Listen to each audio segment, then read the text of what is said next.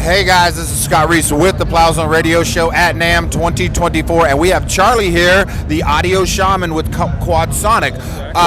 It's 360 sound immersion, and why don't you explain a little about what you've come up with?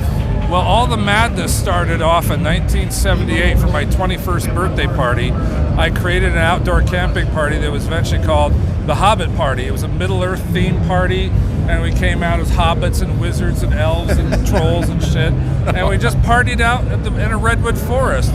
It became so popular that over the course of 8 years or so more, we had cumulative over like 2,500 people over the years. Wow. But they were never more parties than like 100 people or so.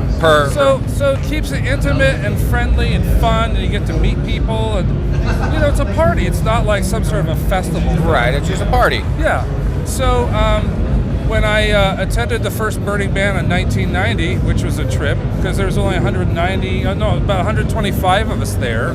And it was a party in the desert. It wasn't this 80,000 people. The porta potties are all filled up.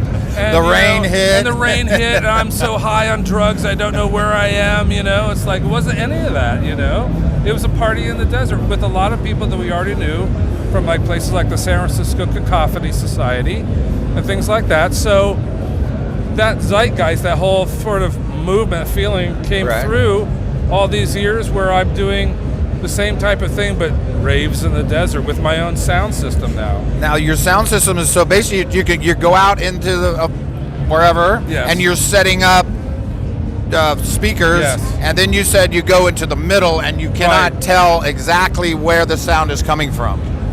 Exactly. If you look at the logo of Quad Sonic, it's basically 4 source points all shooting into a sonic center.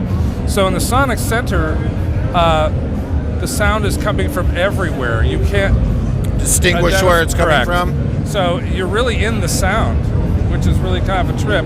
And most people aren't crazy enough to do this type of stuff because it's expensive. You got to get a bunch of speaker boxes and stuff. A bunch of them, don't you? And then you got to get a truck to haul. You got to lug them around and put them all out there, and then the wire, and then cabling, both audio and power cabling. It's a thing, But you wouldn't do it if it wasn't a labor of love. Well, this is funny because I was just met up with my high school orchestra mate here. He plays violin, Mark Wood, and I haven't seen him in a couple of years. And he said, "Well, what about ROI?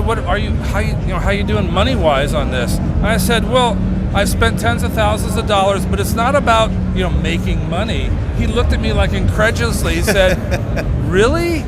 I go, "Well, no. It's about the experience." The cool experience of just fucking going wherever you want to go, bringing all the stuff. The generators are propane powered, so I'm not using gasoline. So gotcha.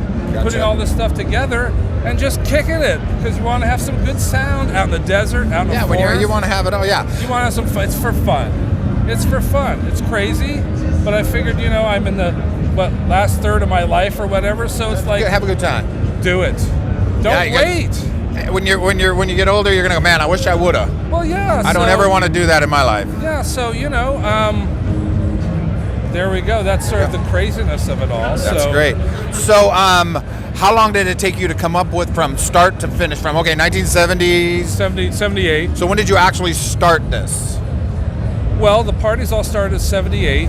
What did the immersion and the immersion stuff? Well, actually, that was basically back a couple years earlier.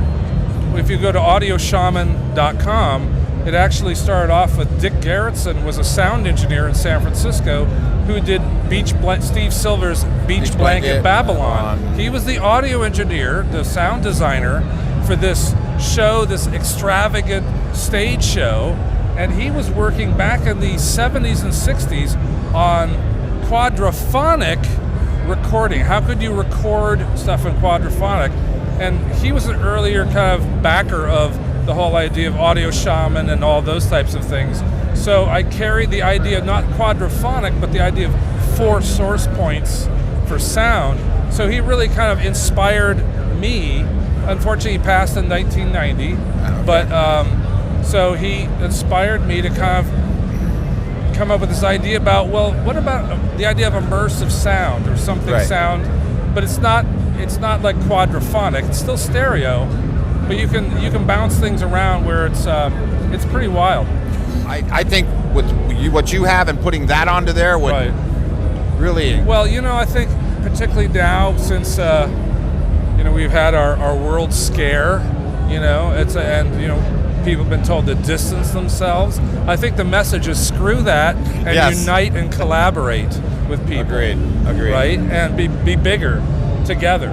Agreed. And so find people that resonate with the type of, maybe vision or aesthetic that you have, and, hook up with them and create something more, That's right. Make it go to 11.